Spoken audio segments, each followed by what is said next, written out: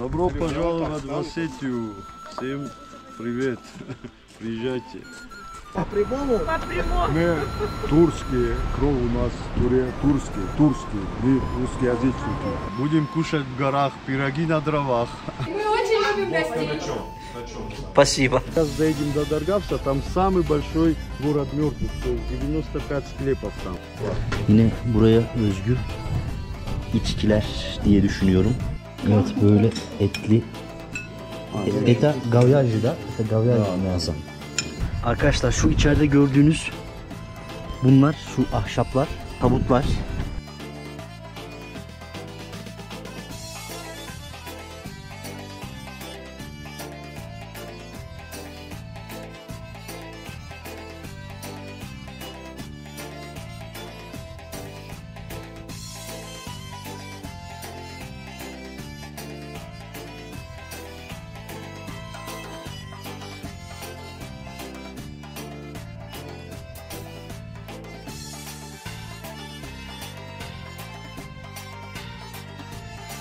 Günaydın arkadaşlar. Bugün Kuzey Ossetya Alanya'da dağlara çıkıyoruz ve birazdan sizleri gerçekten de buranın en güzel yerlerinden bazılarına götüreceğim.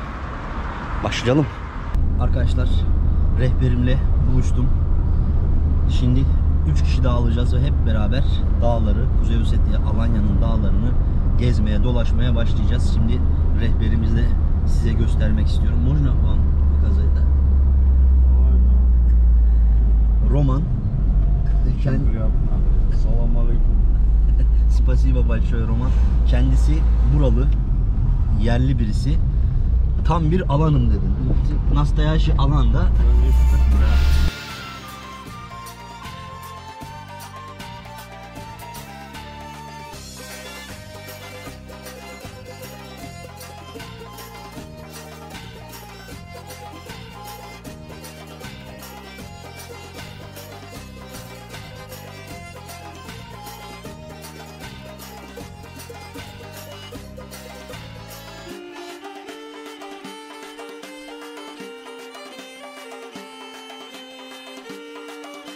Geldik.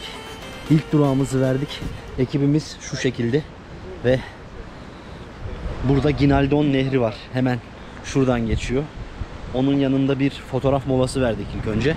Tabi bugün Dargavs Ölüler Şehri'ne götüreceğim. Asıl amacım buydu ve tabi yolda göreceğimiz birkaç başka yerler de olacak. Sizi oralara da götüreceğim ve baksanıza, inanılmaz, yine Kafkasya. Burası gerçekten Kuzey Ossetya Alanya, Kafkasya'nın yani İsviçre'si diye geçiyor diyorlar burası içinde. Ama bilmiyorum, yani gerçekten güzel. Arkadaşlar, şimdi size bugünkü turumuzu kısaca anlatacağız. Tabi Roman anlatacak. Добрый день. Сегодня мы поедем по Кармадонскому ущелью, переедем в Даргавское ущелье, а потом оттуда в Куртатинское ущелье. Это Тагаурия. И куда мы пойдем кушать, едем кушать? Будем кушать в горах пироги на дровах. Спасибо большое. Это вот карьер доломитовый. Buradan bu taşları çıkartıyorlar arkadaşlar. Beyaz dolomiti denilen şu taşlar çıkıyor. Это подушка для асфальта, да? Bunu asfalt yapımında ve daha birçok şeyde kullanıyorlarmış. Yani atmosfer, hava hemen değişti.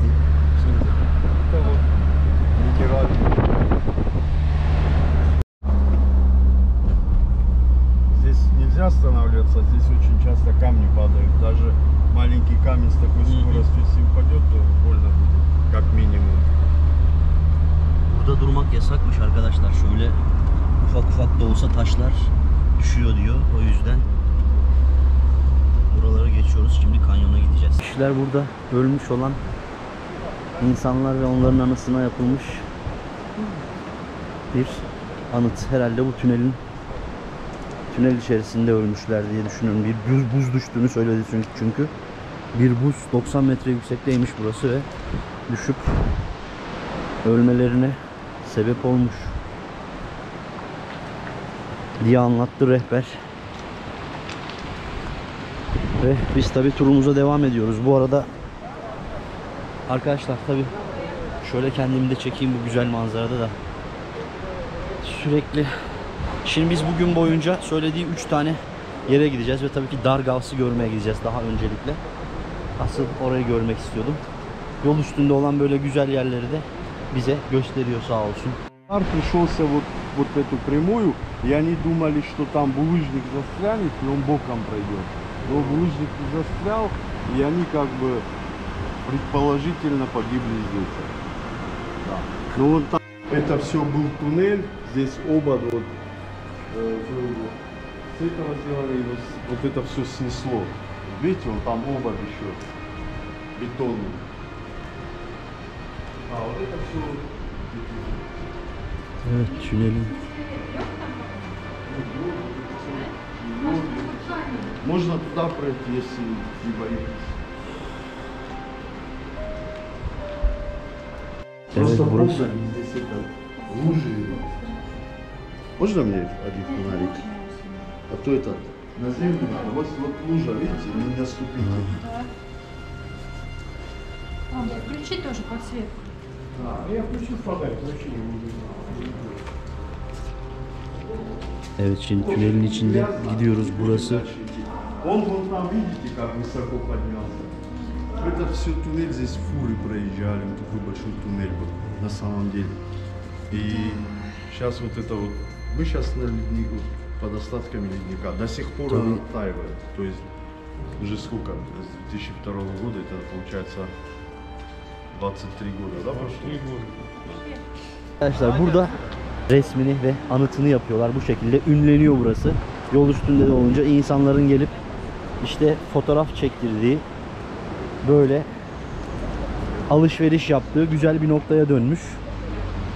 Yani hazin bir olay yaşanmış o burada. Вот видишь, пить такой рог, чтобы не поставили потом, понимаешь? А Я то гостей. выпьешь стакан, поставишь, а это не поставишь. Надо до конца выпить. Понятно. Осетины так делают. Понятно. Bu asetin yani Osetya bardağı diyor abi. Yani bunu normal bardağı masaya koyabiliyorsunuz. Dolayısıyla bunu masaya koyamıyorsunuz. Yani aldın mı içmek zorundasın hepsini diyor. Öyle güzel. Ya на турецком тоже объясню. Мы турские, кровь у нас турский, мы русскоязычники, осетины. Да. Можно сказать что-нибудь по-осетински чуть-чуть? Biraz arut ne vajita. Horzayman saut. Naniz ne moştut yolda. Хорс фандактал, сот Востерджева, Вемболват. Святой Георгий пусть вас оберегает всегда. Турцию есть много осетин, знаете. Что-нибудь скажите? Я иду сюда. Кимоно. Мой кимоно международный я по дзюдо самбо. Ага. Самбист. Вот дзюдо написано, видишь? Гибкий путь к победе. Отлично, спасибо. Удачи. Летом она еще поднимется чуть-чуть выше. Гинальдон. Потом эта река впадает в Терек, а Терек уже впадает в Каспий. Kas выпадает, да? Да. Терек. А, Здесь Каспийский. модели прям черный песок. Она с гор течет и дожди не поставила. Из-за этого вот это нет. Eldion'du galiba ismi. Ve görüyorsunuz burada biraz hep kahverengi. Terek de öyleydi. Burada yağmur sularından dolayı karışım oluyor. Rengi o yüzden böyle diyor roman. Tabi ileride başka yerler göreceğiz. Başka nehirler, oraların daha temiz olduğunu söylüyor. Herhalde içilebilir su da vardır. Видите, он башни, вон башня. Вон. Aha. Вот эта башня, они боевые башни. Вот эта башня.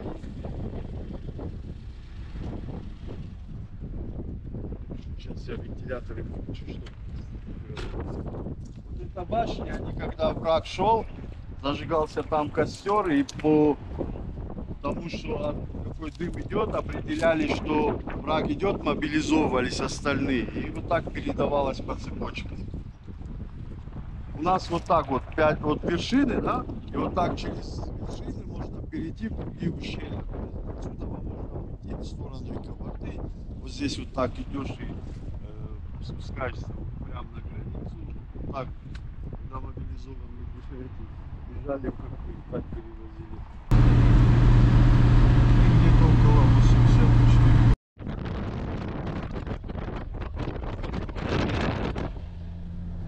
İnsanlar yürüyerek de çıkıyorlar bu dağları. Şu an biz 1600 metredeyiz.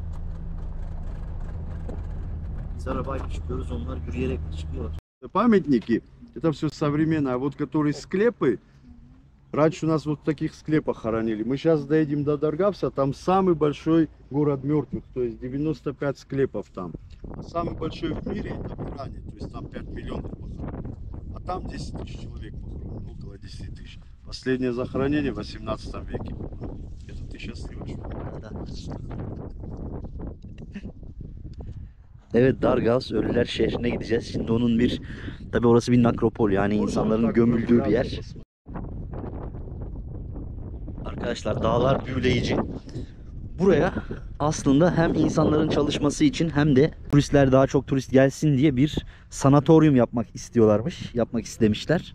Fakat sonrasında nedense durdurulmuş. Şu an 1600 metre yüksekteyiz. Durdurulmuş ve burası şu an böyle işte turistlerin yine gelip fotoğraflar çekindiği bir noktaya dönmüş. Dargavs yolu üzerinde ve gerçekten de efsane. Şu dağın ismi Tümen Dağı'ymış. Bu arada rehberimiz Roman, biliyorsunuz. Kendisini ben internet üzerinden buldum. Daha doğrusu bir site var. Satın aldım. Birlikte ortak bir tur, yani diğer aile de, onlar da Volgograd'dan gelmişler ve onlarla birlikte hep beraber tur yapıyoruz. Gördüğünüz üzere tur şirketinin, yani satın aldığım yerin linkini de koyarım aşağı, isterseniz oradan siz de inceleyebilirsiniz, ama tabi Rusça anlatıyor, Rusça bilmeniz gerekiyor. Bu şekilde mutlu mesut hep beraber geziyoruz.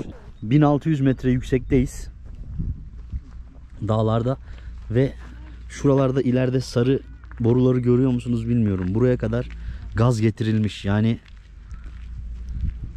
enteresan değil mi? Bu yüksekliğe, hatta 2200 metre yukarıya çıkacağız.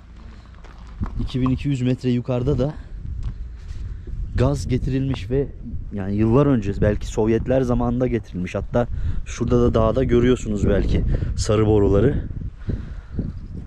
Bu borularla ta dağların üstlerine kadar gaz gelmiş. Как вам экскурсии? Отлично. Да? Нравится вот. Начало, впечатление. Очень. Как вас зовут еще? Роман. Роман тоже, да? Роман. Очень приятно. Спасибо большое. А у вас канал? Selçuk mudur ya, сейчас вам скажу. İşte bu sarı borular arkadaşlar. Yani bakın, yukarı kadar nereye gidersek gidiyor. Halen var.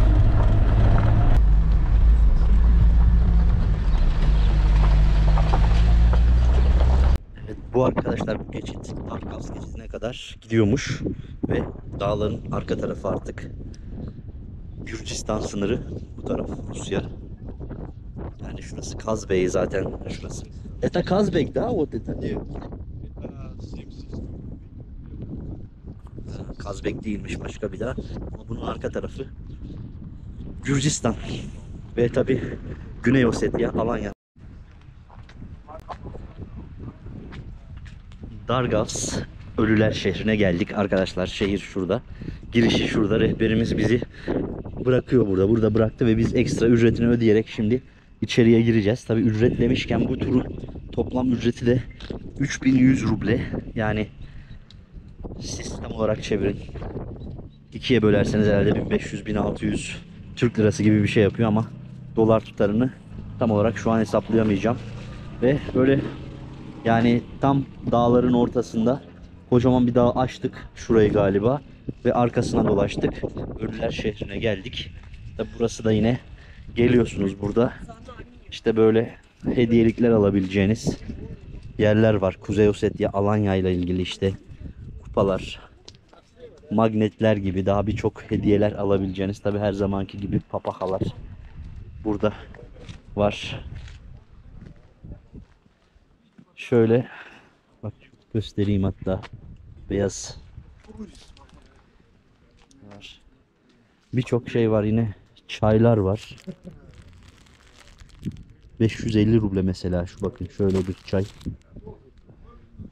Önce burayı tabi birazcık göstermek istiyorum size, çünkü ilginç hediyelikler var, çaylar var. Yine buraya özgü içkiler diye düşünüyorum. Bunların tam olarak ne olduğunu bilmiyorum. Alkollü de olabilir. Bu da kadehleri boynuzdan yapıyorlar ve az önce de anlattım ya.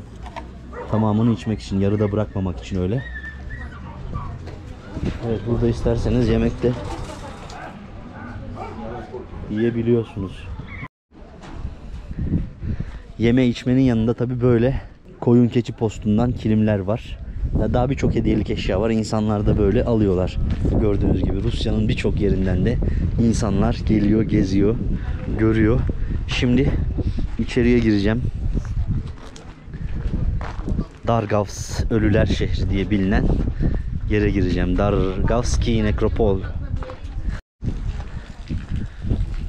Girişi burası arkadaşlar. Dargavski Nekropol. Nekropol olarak geçiyor burası. Yani detayını içeride zaten anlatacağım. Biletimi alayım şuradan. Bileti buradan alıyorsunuz.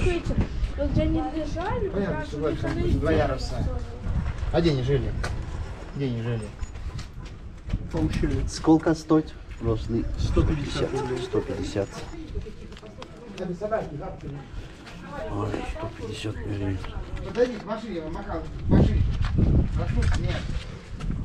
Один, да, пожалуйста.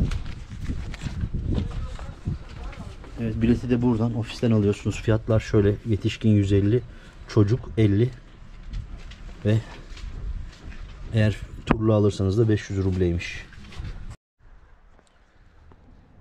Arkadaşlar, bu Dargavs şehri Vladikavkaz'dan yaklaşık, biz tabi dura dura geldik, 1 saatlik bir mesafede yer alıyor. Gördüğünüz bu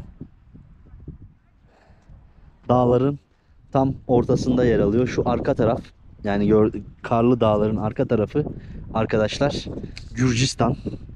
Bu tarafsa Rusya tarafı. Neredeyse sınıra yakın bir yerde bir dağ köyü. Tabi eskiden burada insanlar yaşıyorlarmış. Şimdi ilk olarak alanlardan bahsedeyim size. Yani bunlar alanların mirası. Yani Osetler de bugün kendilerini alanların torunları olarak görüyorlar.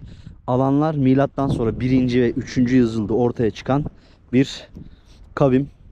Yani Osetler tarafından anlatırsak İskitler, İskitlerden Sarmatlar, Sarmatlardan da alanlar olarak tarihlendiriyorlar kendilerini ve onların torunları da Osetler. Oset ismi de Gürcüce, bu bölgede yaşayan alanlara insanlar, yani Gürcüler Osiler demişler ve zamanla bu Osetler olmuş.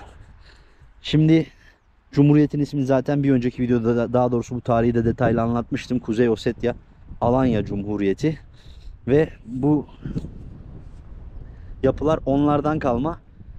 Alanlar 1. 3. yüzyıldan sonra tabi Hun akınları, işte Hazar Devleti'nin kurulması, daha birçok akınlarla ve en son Moğol istilasıyla arkadaşlar artık bu dağlara doğru çekilerek kendilerini korumuşlar. Ve bu eserlerin hepsi o dönemlere kadar dayanıyor. Onlardan kalma. Tabi bu bir nekropol, yani burası aslında ölülerini defnettikleri bir mezarlık. Mezarlık, hatta bazı işte karantina olarak kullandıkları zamanlar olmuş. Mesela salgın hastalıklar olduğu zamanlarda, eski çağlarda. Tabi buranın bu kadar ünlenmesinin birinci sebebi doğal güzellikleri. Tabi dağlar, özellikle gelirken de yol üstünde de gördüğünüz dağlar efsane güzellikte ve tabii ki gizemli, mistik havası buranın.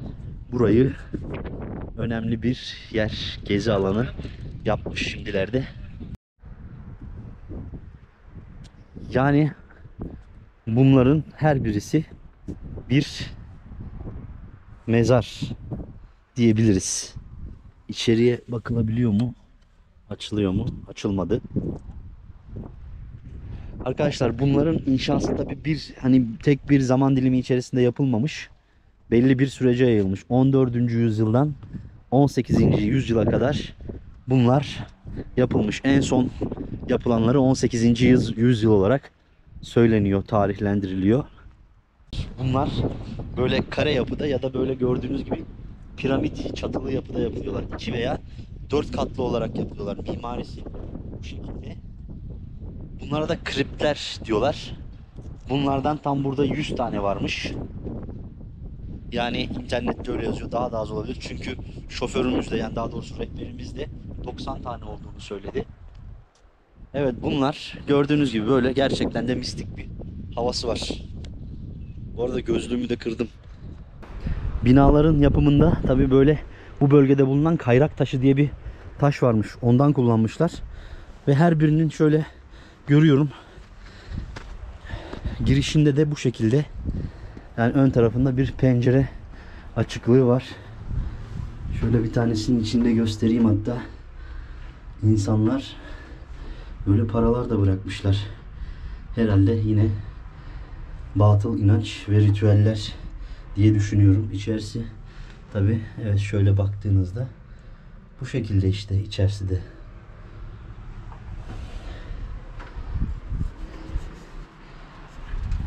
Arkadaşlar şu içeride gördüğünüz bunlar, şu ahşaplar, yani şu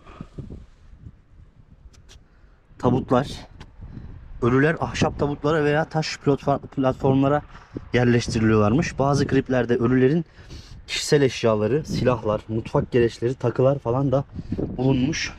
O açıdan önemli bir yer. Yani 14. yüzyıl, 18. yüzyıl Kafkasya dağ yaşamının en güzel örneklerinden bir tanesi burası. En önemli yerlerinden bir tanesi.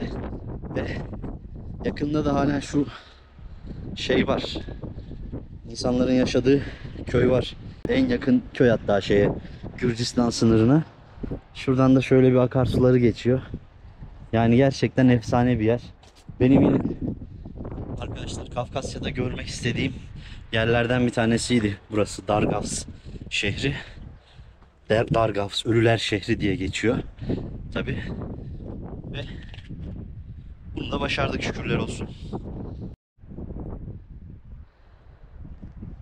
Görüyorsunuz binalar, yani bu mezarlar katmanlı bir şekilde yapılmış. Aile mezarları şeklinde, yani her ailenin kendine ait kripti var. Bunlar tabi, bu katlar farklı kuşakları sembolize ediyor. Yani farklı kuşaklardan ölenleri farklı katlara gömmüşler. Beraber geldiğim takım arkadaşlarım da ilerideler. Onlar da tabi geziyorlar. Ve çok sevimli, iyi bir aile. Onlarla birlikte geziyoruz bugün. Evet, böyle Dargavs gerçekten de yani Rusya'da, Kafkasya'da görülmesi gereken yerlerden bir tanesi. Ve arkadaşlar yine şunu söyleyeyim, tabi buraya gelirken kesinlikle yani turla gelin. Kendi aracınızla gelseniz de jip mesela, araba kiralasanız da inanın zor yani yolları. Adam kendi özel aracı var, başka aracı da varmış. Bu aracı sadece bu iş için kullanıyor rehberimiz. Yolları biliyor. Yollar zaten çok iyi değil, yani belli bir kısmı iyi ama her tarafı iyi değil. Yani kendi aracınızla gelseniz bile zorlanırsınız. Öyle bir yol var benim gözlemlediğim. En güzeli bir rehberle veya bir turla gelmek. Hem anlatıyor hem istediğiniz yerde duruyor. Güzel oluyor yani. Ve böyle bir manzarayı yaşıyorsunuz.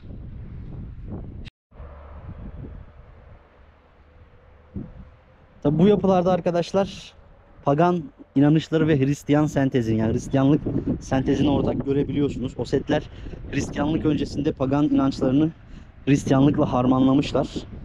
Dolayısıyla mezarlara ölülerin öteki dünyada ihtiyaç duyacağı eşyaların konması da bu inancın bir yansıması gibi görünüyor. Size biraz da tabi cenaze ritüellerinden bahsedeyim burada. Ölen kişi bir ahşap kayık üzerine, az önce gösterdim, üzerinde mezara taşınıyormuş.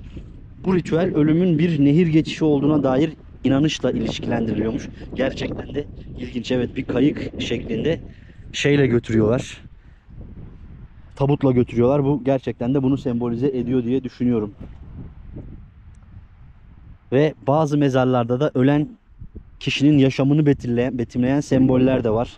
Av sahneleri, işte dini figürler gibi, yani yaşamındaki hayatını anlatan sahneleri de koymuşlar.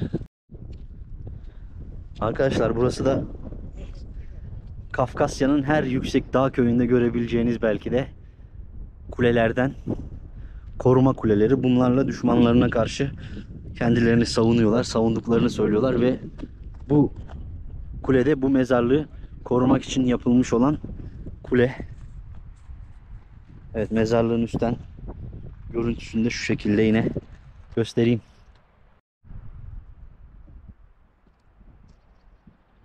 Arkadaşlar benzer bu mesela kule mimarisini, kendilerini korumak amaçlı yapılan kule mimarisini Avrupa'nın bazı bölgelerinde görmek de mümkün.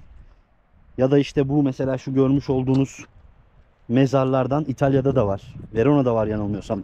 Yani bu da yine İtalya'da, Bologna'da var. Şimdi bu alanlar, alan krallığı söylemiş olduğum Moğol istilası ve Hun istilalarından sonra, Hun akınlarından sonra işin aslı 3 kola ayrılıyor. Burada kalanlar Kafkasya'da kalanlar işte Osetleri oluşturuyor ve diğer kolları Avrupa'ya gidip orada Gotlar ve Vizigotlar bunlarla karışarak yeni bir toplum oluşturuyor. Hatta bu benim fikrim, yani kesin bir hani bir yazı bir şey okumadım ama Katalan, yani İspanya'daki Katalunya, bugün Barcelona'nın olduğu yer, biliyorsunuz kendilerini Katalan olarak görüyorlar. Bunların işte bu söylediğim kökten gelme ihtimali var diye düşünüyorum ben şahsen. Ama tabi söyledim ya, bu benim, yani akademik bir arka planı yok. Bu anlattığım şeye bağlı bir şey daha söyleyeyim. Mesela bizim Alanya ilçemizi de az önce, tabi aslında Alanya'nın farklı bir tarihi var. O isim başka bir yerden geliyor ama şoför, yani daha doğrusu rehber arkadaşımız Türkiye'deki Alanya ismini buradaki Alanya'dan aldığımızı söyledi. Yani onun fikri tabi. Arkadaşlar bakın, burada iskeletler ve kemikler halen duruyor. İşte tahta aşağıda görüyorsunuz. Bir üstüne daha tahta koyuyorlar, başka öyle koyuyorlar falan gibi gidiyor. Yine tabii ritüeller, paralar var.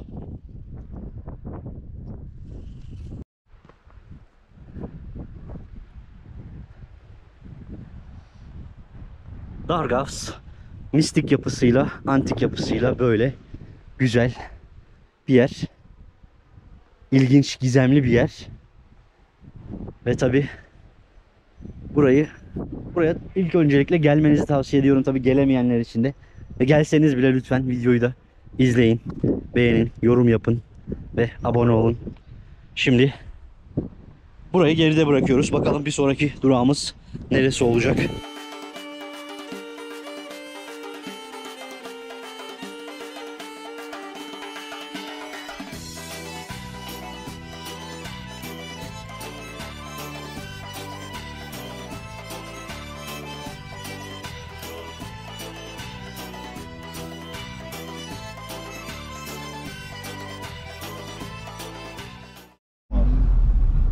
Старые башни.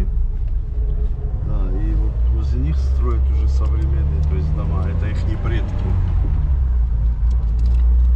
Dargavs köyüne girdik. Arkadaşlar burası Dargavs köyü. Ve enteresan bir şey söyledi şimdi Roman.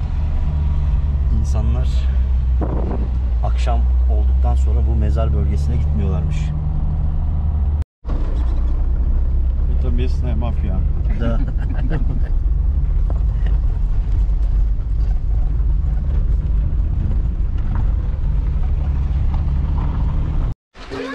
Geldik şimdi restoran. Это кафешка, да? Restoran. Как хочешь назови. По-нашему Харандун называется. Лучшие гиды Осетии. Говорите. В Турции тоже есть много осетин. Что-нибудь хотите Насчет сказать? гидов я не стараюсь, а вот как хороший человек я стараюсь жить так. Так что Туда тоже.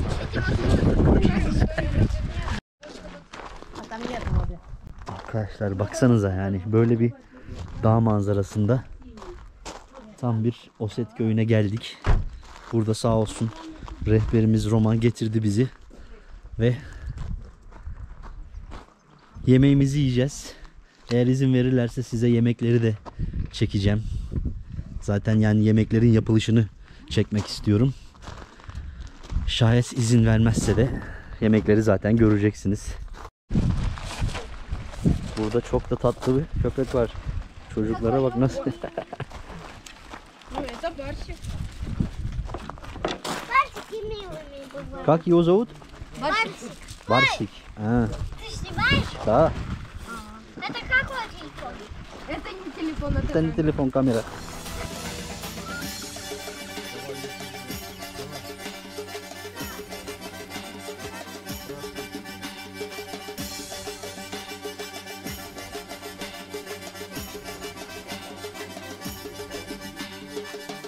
Evet, kamerayı aldılar elimden.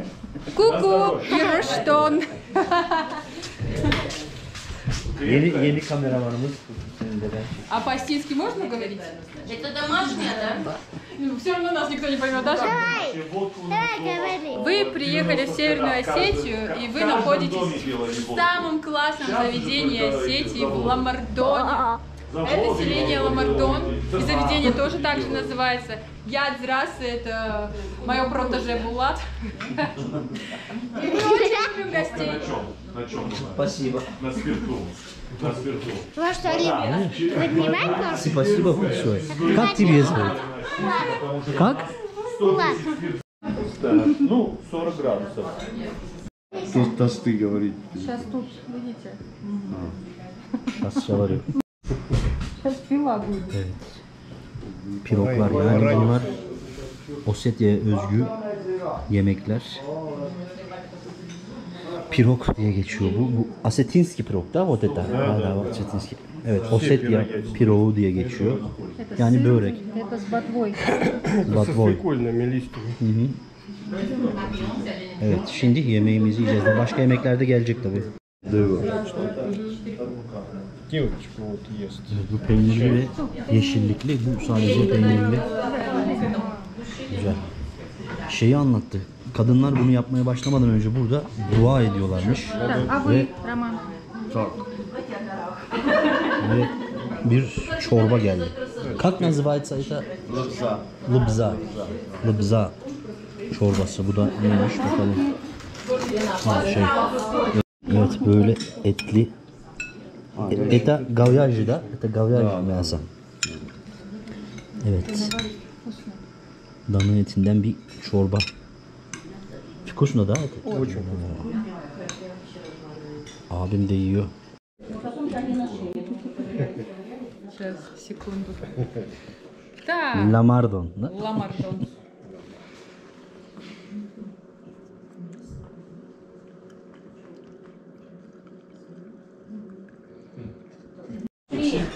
Arkadaşlar yemeğimizi yedik ve içerisi de böyle. Güzel bir dağ evi yapmışlar ve şöyle bir manzara eşliğinde yemeğimizi yedik.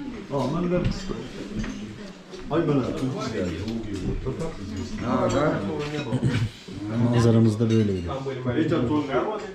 Добро, салам. Salam. Salam. Извини. Ну, говорите, что вы делаете здесь? Живете здесь? Говорить, как вам Осетия? Как? Мне очень нравится. Как вам с гидом? Вид отлично. Гидов у вас. Другой экскурсии поделаем, да? Будем делать. Постоянно. Тысячи человек в день живут. Да? А Из Турции. Мы тут отдыхаем, вот, наслаждаемся. Всю Турцию сюда присылают. Вы где живете? Здесь? Нет? Ну, в этой части. Это часто. Владикавказ. Владикавказ. Часто едете сюда? Каждый день. Каждый день. Каждый раз, как в первый раз, но каждый день. О, это отлично. Любим горы. Горы, как можно горы не любить? Да, Такую да. красоту, как можно не любить? Это правильно. Добро пожаловать в Осетию. Всем привет. Приезжайте.